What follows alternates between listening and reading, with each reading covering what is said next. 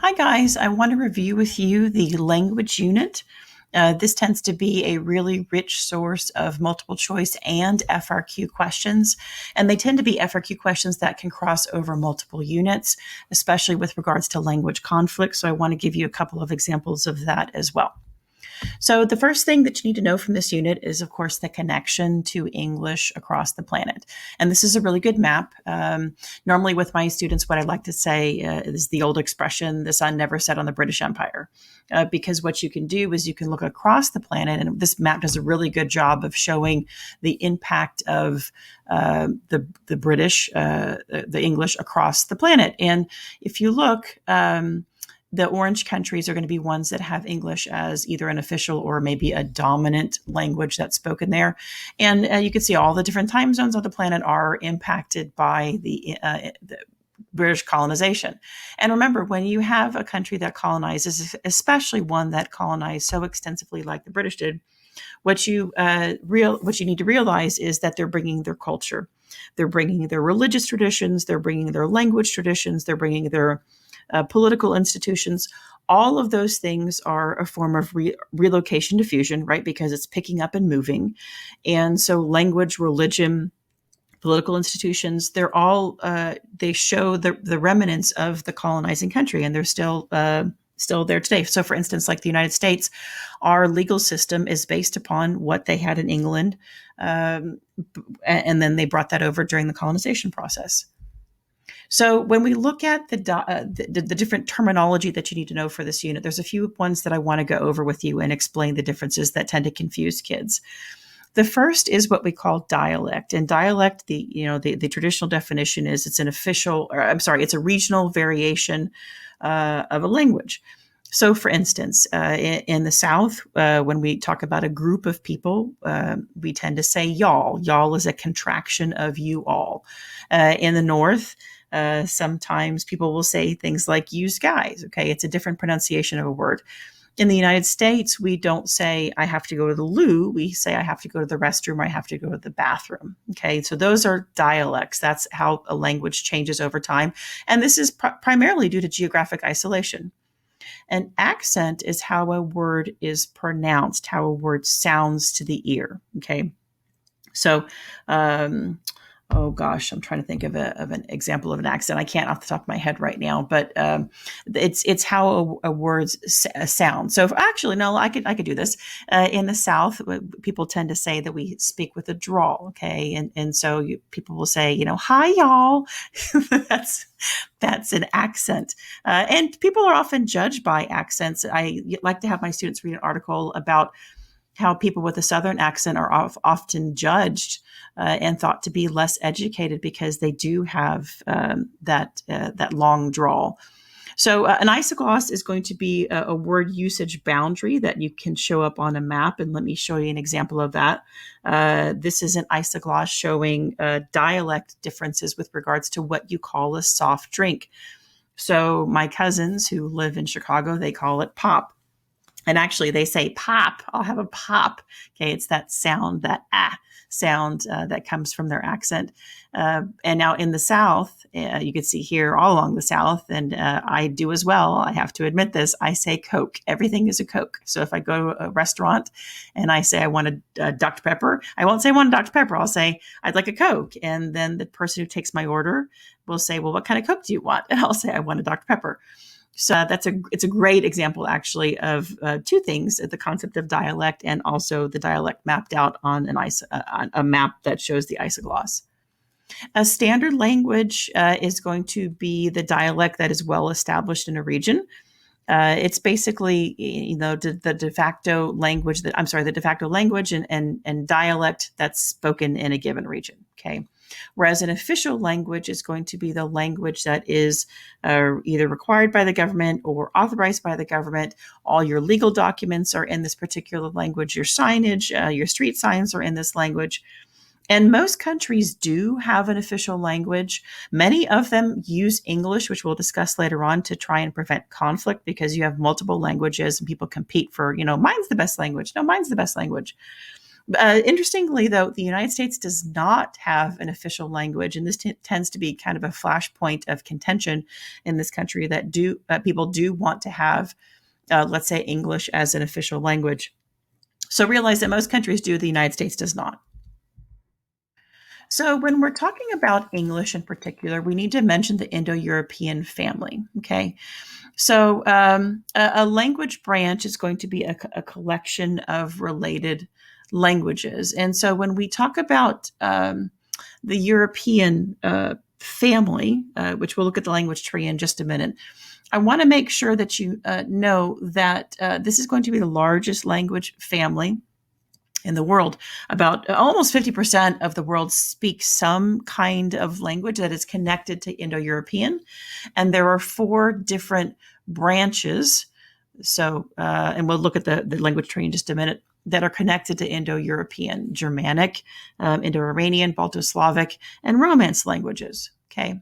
So these are the different branches of the Indo-European family that you could see here. And notice the wide geographic reach of these languages, which begins to explain why so many people speak them across the planet, in addition to colonization, of course. So let me go on to the next one. Romance languages are, of course, connected to Indo-European, and many of you know and speak Romance languages. They're probably taught in your schools. So there are some thoughts as to why Indo-European languages are so widespread. There are 2 theories here. Do I think this is going to be on an FRQ? No, I don't. But I just want to make sure I review them really quickly with you. The nomadic warrior theory, just a long story short, is just this thought that through war, language diffuses. And look at its hearth here, okay, the Kirk and hearth. The second is the sedentary farmer theory, which is thought, okay, through trade, through agricultural expansion, that's how languages diffuse. And like I said, I don't think either one of these will be on an FRQ, but as a multiple choice question, I could see it. There are other language families to think about, and the one that tends to come up quite a bit is Arabic. And just make sure that you know that Arabic is what we would call an Afro-Asiatic language. Okay, back to Indo-European, and I said before it is the largest language family on the planet. And just make sure that you know that you do have quite a bit of people, billions of people on the planet that speak an Indo-European language. But let's not forget about Sino-Tibetan. Sino-Tibetan is the second largest language family. About a little over 20% of the planet speaks a Sino-Tibetan language. And of course, Mandarin, which most of us would say Chinese, is going to be the most spoken first language. So what do I mean by first language? A first language is a language that you speak from when you're born, okay? And then maybe later on you might learn other languages, but your first language, the language of, some people will say the language of your birth, Mandarin takes the top seat for that. This is that language tree that I was telling you about before. And you could see here, this is Indo-European, and so many different languages that have branched off of the Indo-European family. And then, of course, Sino-Tibetan is over here. One thing when you're looking at the language tree to kind of keep in mind is that the size of the leaf tends to represent the number of speakers that you have, okay?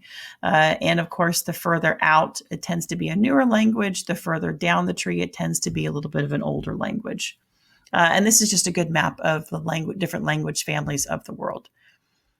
This is a slide that just discusses the different parts of the language tree. And of course, I didn't mention this before. These are what we call proto-languages, or maybe our superfamily languages.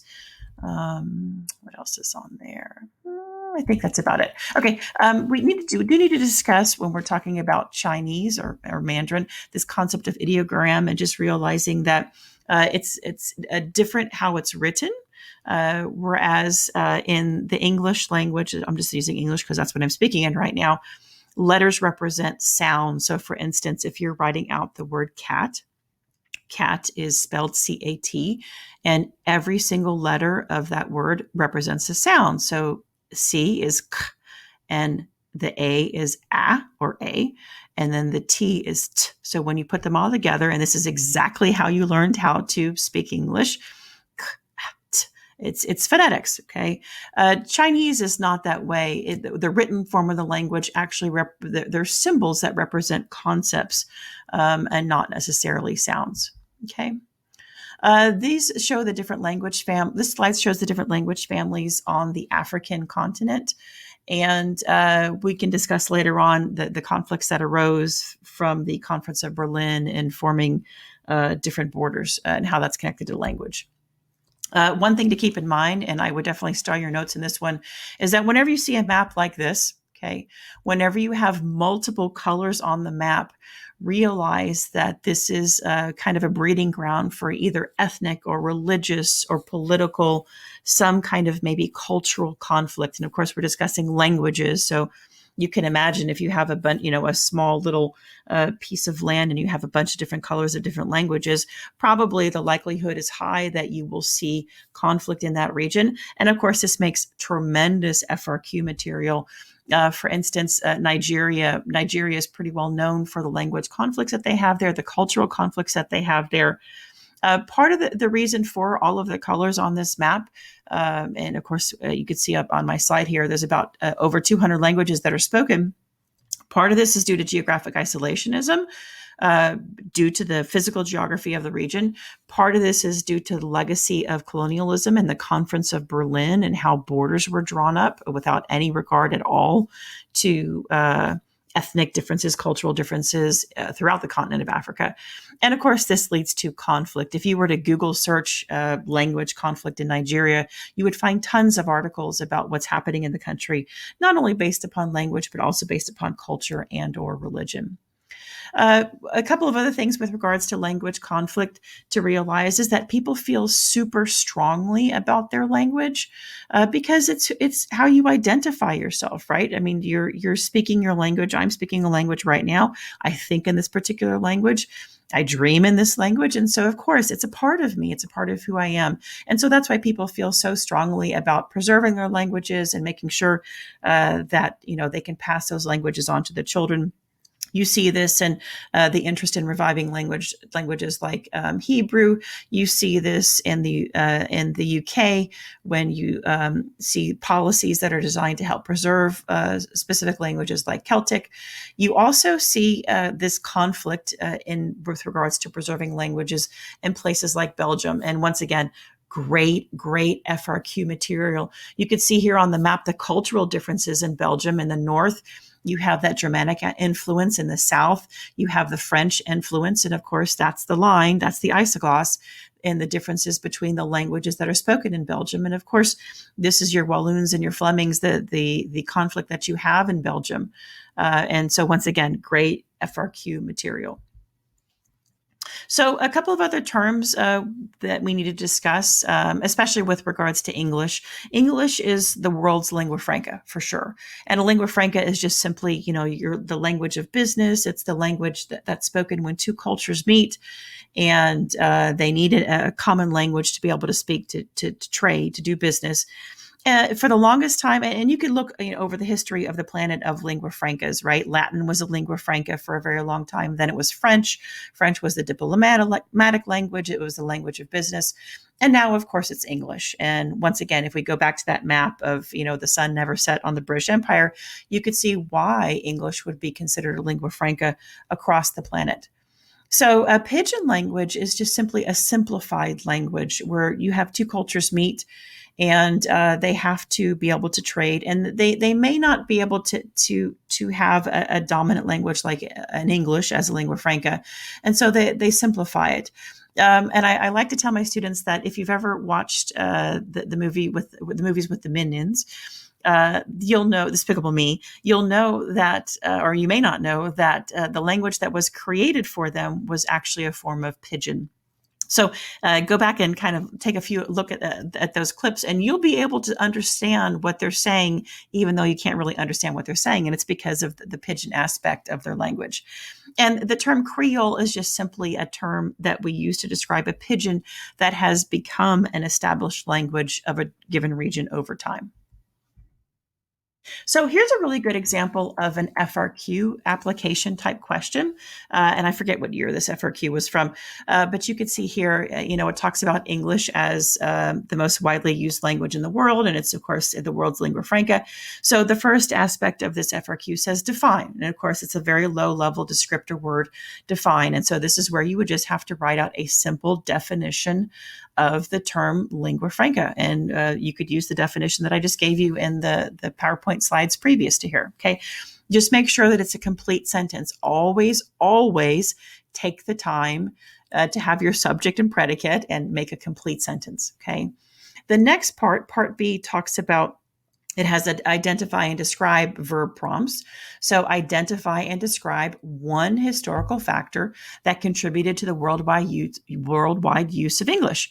Okay, so it's saying historical factor here. So this is where you could jump right in and talk about the diffusion of English due to the colonization, British colonization. That would work just fine. Okay. Part C, once again, 2 verb prompts here. Identify and explain 2 examples that show how globalization is contributing to English becoming the world's lingua franca. And this, of course, is taking you into the modern era. So this is going to be, you could discuss relocation diffusion here. This is really a diffusion question, actually. You could discuss relocation diffusion here. You can discuss contagious diffusion in the form of, hey, how about the rise of the internet? If you look at the internet, there are some maps out there that show internet usage, where you see most internet usage and who dominates the internet. And of course, it's for the most part, for the longest time, it was English-speaking countries. And so they have a leg up on what's been diffused online, right? And of course, you think about culture and the impact of places like Hollywood or New York or music scenes in LA. And any number of things like that would help to increase the diffusion of English. So any number of those would work as far as an identify and explain. But remember, when you have an identify and explain verb prompt, you really want to make sure that you're doing both aspects of that to get both points there. Oh, here's our, sorry, I forgot I had this slide. Here's our internet users by country. And you could see here, especially in East Asia, the super dominance now. But if I were to kind of roll this map over time and maybe go back 10 or 15 years, it would be totally tilted towards this part of the world. And if I were to ask you a question, why do you think that this particular part of the world now has such dominance? Your response would be, of course, population numbers, just sheer numbers of population. The United States has about 330 million people. And of course, if you're looking at China and India, respectively, we're talking about billions of people here. Okay, moving on. A couple more things about the dominance of English is we need to recognize the terms Franglish and Spanglish and Danglish. These are all these hybrid languages, kind of a form of syncretism, if you want to be honest, of languages that you tend to see. And of course, I live in Texas, and so Spanglish is everywhere.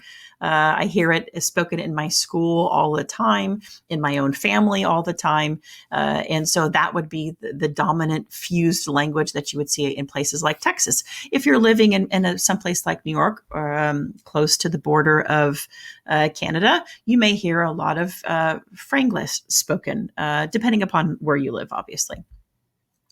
Okay, so I talked before about language conflicts, and this is where I want to, kind of dive into possible FRQ material. Remember, FRQs and conflicts of any sort, whether it's political conflict, language conflict, religious conflict, that just means it's a great source for FRQs. So when you're going through your maps in your textbook and you're looking at these regions on maps, when you're looking at, language or religious or whatever, if you see those maps that have the multicolors, like for instance, think about Yugoslavia. How many maps have you looked at with regards to the former Yugoslavia that have multiple colors on there that show all the different ethnic groups and language groups? Great source of FRQ material. Okay, so we talked before about Belgium and with Flanders and Wallonia, but I wanted to show you this map again. And of course, this was an FRQ a few years back. This shows the French and English isogloss in Canada. And of course, we know all about the Quebecois, a great example of a language/cultural conflict in Canada. So many different concepts that you can get here. You could talk about devolutionary powers being pushed out to local regions, or regions powers being pushed out to regions to help prevent devolution. There's a lot of different things that you can go there. And actually, this is the FRQ. I went ahead and grabbed a screenshot of this for you. So the first question says, identify the primary language spoken by most inhabitants in the shaded area on the map. And all that you would need to say here is French is the primary language spoken by most inhabitants in the shaded area on the map. Really, really simple. Part B says, explain how bilingualism can have a positive impact on a country. And so what this is saying is how can speaking having more than one official language, so in this case, you could say English and French, would have a positive impact on a country. And so there's multiple different ways that you can go with this. You could say it increases like a cultural appreciation. You are able to have, do more trade with other countries, have different political alliances with other countries. There's a lot of different ways that you can go. And actually, I would kind of approach this from an ESPN point of view, economic, social, political, not really environmental, but definitely economic, social, political. And of course, the same thing would go for part C, explain how bilingualism can have a negative impact on a country. Once again, I would take an ESPN approach here, economic, social, political. So, of course, political could be something along the lines of it could create all kinds of conflict. It can lead to devolutionary pressures. It could be expensive for a country. This would be an economic because you have to print, your signs in multiple languages. You have to print all of your legal documents. You have to have translators. So, there's a lot of different ways that you can go with that. And then finally, discuss two reasons other than language why Canada does not fit the nation state concept. So this is a great example of showing you how you can have one particular, like you're thinking, oh my gosh, this FRQ is all about culture, but then it's not. Okay, so you have two separate units here. You have the culture unit, and then you have the political unit wrapped into this FRQ that you're thinking is only based upon language. So when you're looking at this FRQ, this last particular portion of it, this is where you have to understand what a nation state is and what makes a nation state a nation state. And of course, the textbook definition of nation state is it's an area that has this common cultural heritage, ethnicity, some kind of common cultural connection that also has sovereignty. And of course, that wouldn't work for this region because they don't have full sovereignty. This is also a country, Canada is a country that has multiple different ethnic groups. You have the Nunavut, you have the Inuits. And so that would preclude it also from being a nation state. So I hope this helped you to understand language and how language kind of plays into multiple choice questions and FRQ questions. You guys have a really, really great afternoon.